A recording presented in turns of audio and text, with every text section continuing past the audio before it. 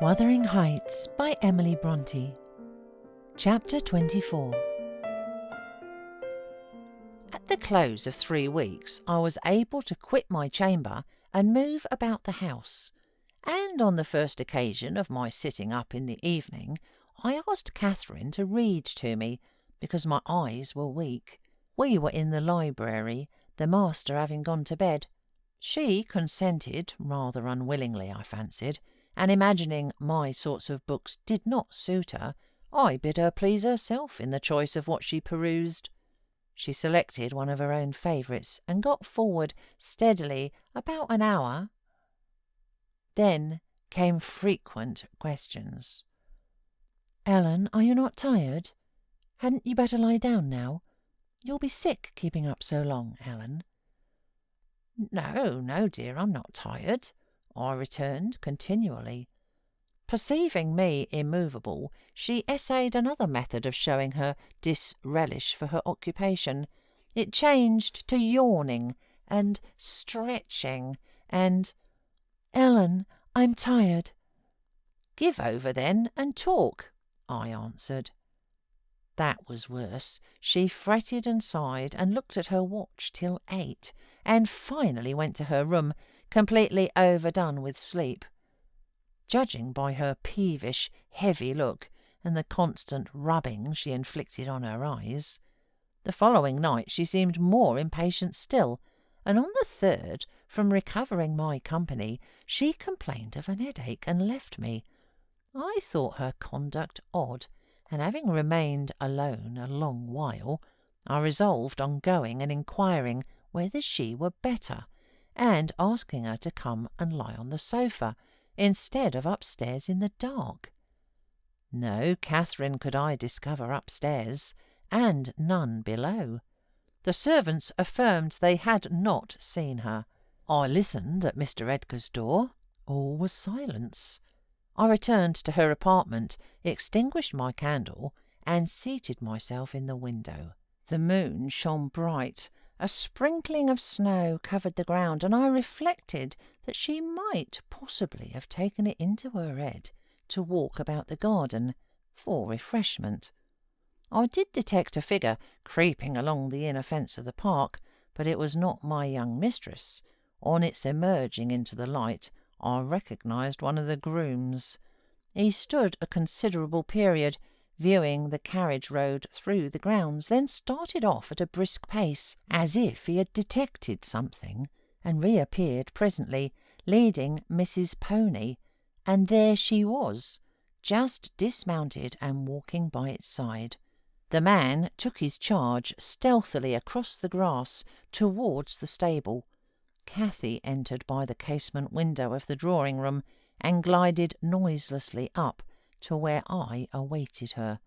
She put the door gently to, slipped off her snowy shoes, untied her hat, and was proceeding, unconscious of my espionage, to lay aside her mantle, when I suddenly rose and revealed myself. The surprise petrified her an instant. She uttered an inarticulate exclamation and stood fixed. "My dear Miss Catherine," I began, too vividly impressed by her recent kindness to break into a scold, "where have you been riding out at this hour? And why should you try to deceive me by telling a tale? Where have you been? Speak." "To the bottom of the park," she stammered. "I didn't tell a tale." "And nowhere else?" I demanded. "No," was the muttered reply. "Oh, Catherine," I said sorrowfully, "you know you have been doing wrong, or you wouldn't be driven to uttering an untruth to me. That does grieve me. I'd rather be 3 months ill than hear you frame a deliberate lie." She sprang forward and, bursting into tears, threw her arms around my neck. "Well, Ellen, I'm so afraid of you being angry," she said. "Promise not to be angry, and you shall know the very truth. I hate to hide it." We sat down in the window-seat. I assured her I would not scold. whatever her secret might be, and I guessed it, of course, so she commenced. "I've been to Wuthering Heights, Ellen, and I've never missed going a day since you fell ill, except thrice before, and twice after you left your room. I gave Michael books and pictures to prepare Minnie every evening, and to put her back in the stable. You mustn't scold him either, mind. I was at the Heights by 6:30, and generally stayed till 8:30, and then galloped home. It was not to amuse myself that I went. I was often wretched all the time. Now and then I was happy, once in a week perhaps. At first I expected there would be sad work, persuading you to let me keep my word to Linton, for I had engaged to call again next day, and we quitted him, but as you stayed upstairs on the morrow, I escaped that trouble. While Michael was refastening the lock of the park door in the afternoon, I got possession of the key, and told him how my cousin wished me to visit him, because he was sick and couldn't come to the Grange, and how papa would object to my going, and then I negotiated with him about the pony. He is fond of reading, and he thinks of leaving soon to get married, so he offered, if I would lend him books out of the library, to do what I wished, but I preferred giving him my own, and that satisfied him better. On my second visit, Linton seemed in lively spirits, and Zillah, that is their housekeeper, made us a clean room and a good fire, and told us that, as Joseph was out at a prayer meeting, and Hareton Earnshaw was off with his dogs, robbing our woods of pheasants, as I heard afterwards, we might do what we liked. She brought me some warm wine and gingerbread, and appeared exceedingly good-natured, and Linton sat in the armchair, and I in the little rocking-chair on the hearthstone, and we laughed and talked so merrily, and found so much to say. We planned where we would go, and what we would do in summer. I needn't repeat that, because you would call it silly. One time, however, we were near quarrelling.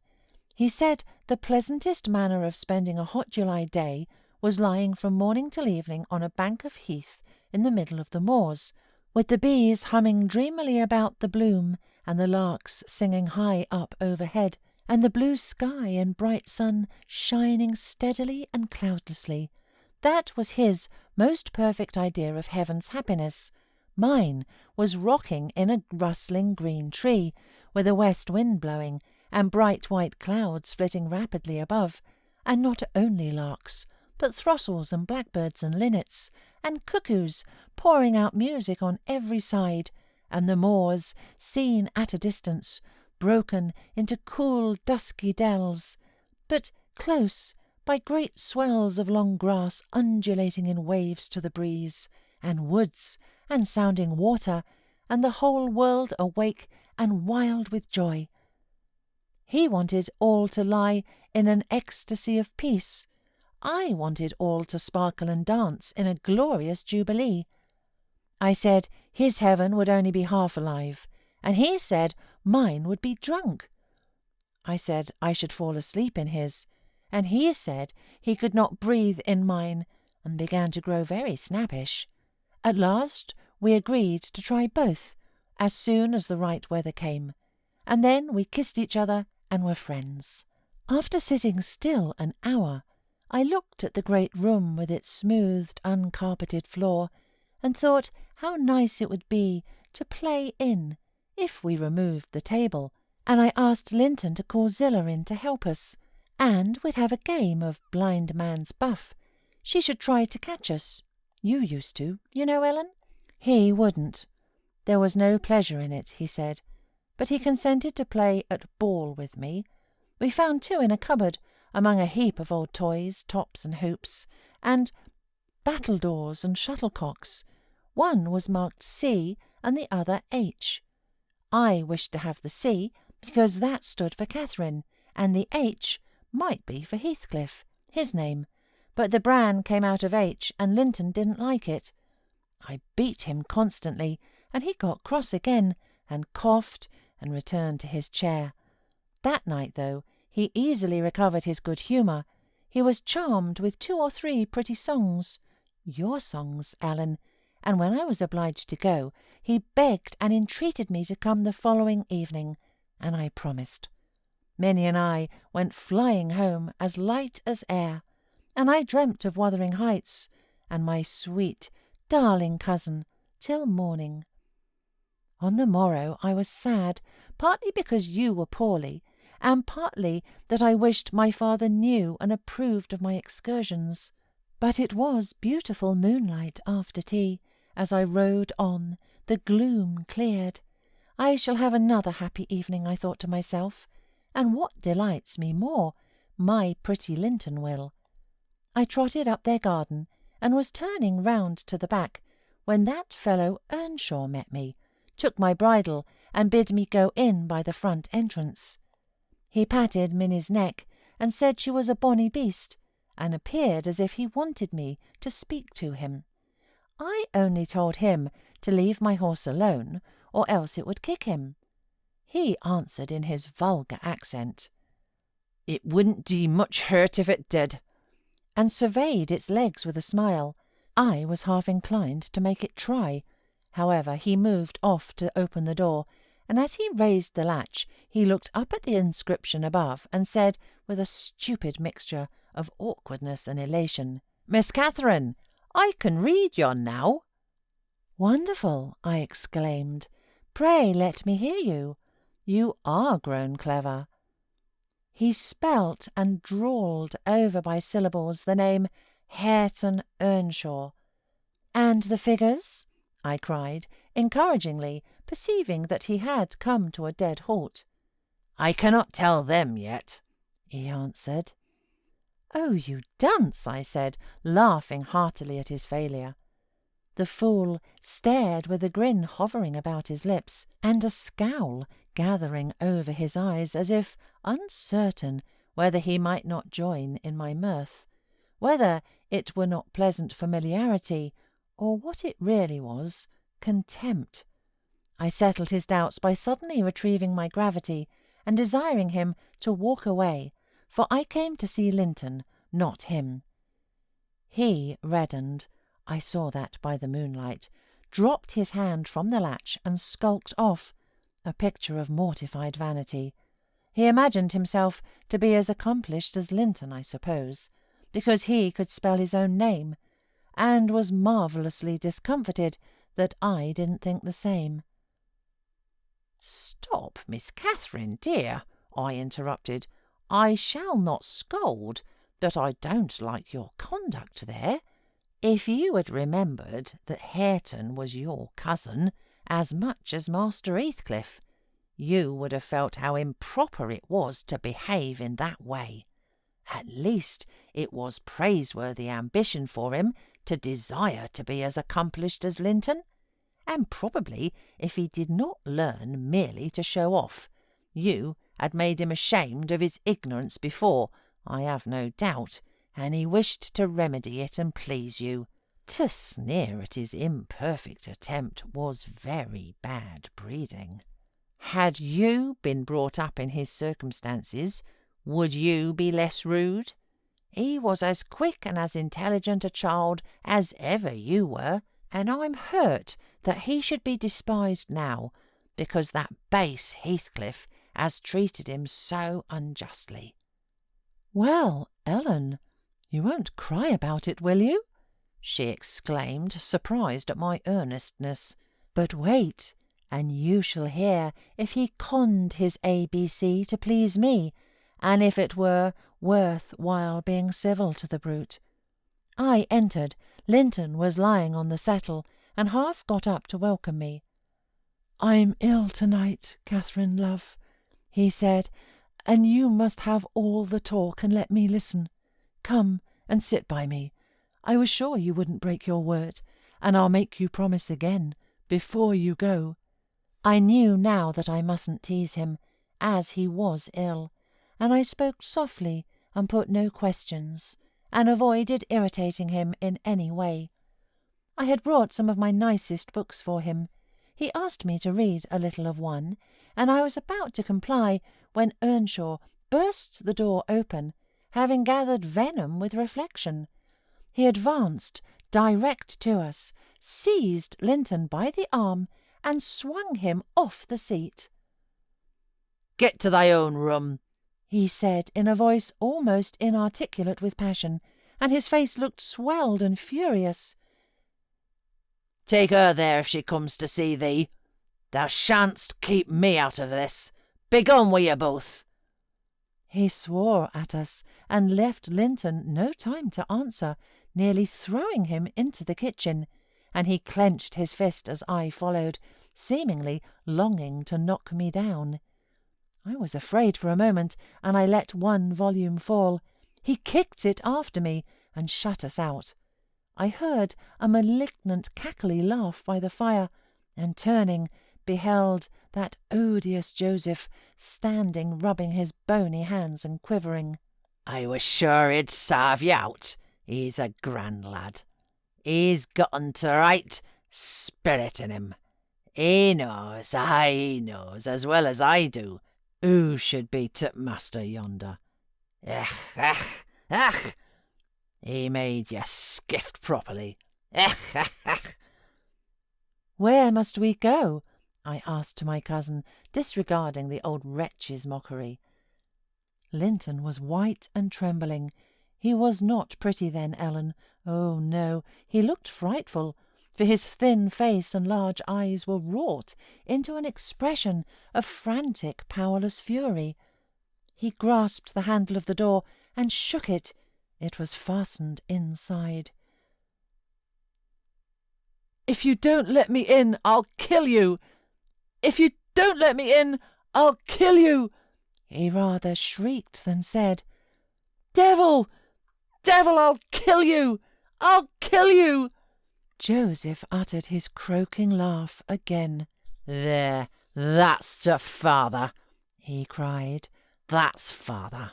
We've alla summat or either side in us. Never heed, Hareton lad. Dunnot be feared. He cannot get at thee." I took hold of Linton's hands and tried to pull him away, but he shrieked so shockingly that I dared not proceed.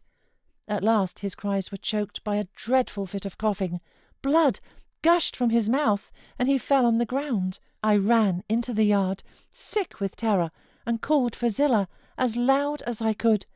She soon heard me. She was milking the cows in a shed behind the barn, and hurrying from her work, she inquired what there was to do. I hadn't breath to explain. Dragging her in, I looked about for Linton. Earnshaw had come out to examine the mischief he had caused, and he was there, conveying the poor thing upstairs. Zillah and I ascended after him, but he stopped me at the top of the steps and said I shouldn't go in. I must go home. I exclaimed that he had killed Linton, and I would enter. Joseph locked the door and declared I should go "nee such stuff," and asked me whether I were "born to be as mad as him." I stood crying till the housekeeper reappeared. She affirmed he would be better in a bit, but he couldn't do with that shrieking and din, and she took me and nearly carried me into the house. Ellen, I was ready to tear my hair off my head. I sobbed and wept so that my eyes were almost blind, and the ruffian you have such sympathy with stood opposite, presuming every now and then to bid me "whisht," and denying that it was his fault, and finally, frightened by my assertions that I would tell Papa, and that he would be put in prison and hanged, he commenced blubbering himself, and hurried out to hide his cowardly agitation. Still I was not rid of him, when at length they compelled me to depart, and I had got some 100 yards off the premises. He suddenly issued from the shadow of the roadside, and checked Minnie and took hold of me. "Miss Catherine, I'm ill-grieved," he began, "but it's rather too bad." I gave him a cut with my whip, thinking perhaps he would murder me. He let go, thundering out one of his horrid curses, and I galloped home, more than half out of my senses. I didn't bid you good night that evening, and I didn't go to Wuthering Heights the next. I wished to go exceedingly, but I was strangely excited and dreaded to hear that Linton was dead, sometimes, and sometimes shuddered at the thought of encountering Hareton. On the third day I took courage. At least I couldn't bear longer suspense, and stole off once more. I went at 5 o'clock and walked, fancying I might manage to creep into the house and up to Linton's room unobserved. However, the dogs gave notice of my approach. Zillah received me, and saying the lad was mending nicely, showed me into a small, tidy, carpeted apartment, where, to my inexpressible joy, I beheld Linton laid on a little sofa, reading one of my books. But he would neither speak to me nor look at me through a whole hour, Ellen. He had such an unhappy temper, and what quite confounded me, when he did open his mouth, it was to utter the falsehood that I had occasioned the uproar, and Hareton was not to blame. Unable to reply except passionately, I got up and walked from the room. He sent after me a faint "Catherine." He did not reckon on being answered so, but I wouldn't turn back, and the morrow was the second day on which I stayed at home, nearly determined to visit him no more. But it was so miserable going to bed and getting up, and never hearing anything about him, that my resolution melted into air before it properly formed. It had appeared wrong to take the journey once.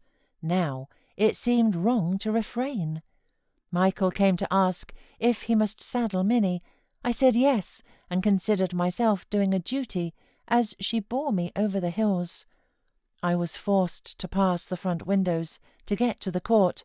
It was no use trying to conceal my presence. "Young master is in the house," said Zillah, as she saw me making for the parlour. I went in. Earnshaw was there also, but he quitted the room directly. Linton sat in the great armchair half asleep. Walking up to the fire, I began in a serious tone, partly meaning it to be true. "As you don't like me, Linton, and as you think I came on purpose to hurt you, and pretend that I do so every time, this is our last meeting. Let us say good-bye, and tell Mr. Heathcliff that you have no wish to see me, and that he mustn't invent any more falsehoods on the subject." "Sit down and take your hat off, Catherine," he answered. "You are so much happier than I am. You ought to be better. Papa talks enough of my defects, and shows enough scorn of me, to make it natural I should doubt myself. I doubt whether I am not altogether a worthless, as he calls me, frequently. And then I feel so cross and bitter. I hate everybody. I am worthless, and bad in temper, and bad in spirit, almost always. And if you choose, you may say good-bye. You'll get rid of my annoyance.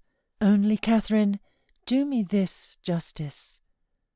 Believe that if I might be as sweet and as kind and as good as you are, I would be.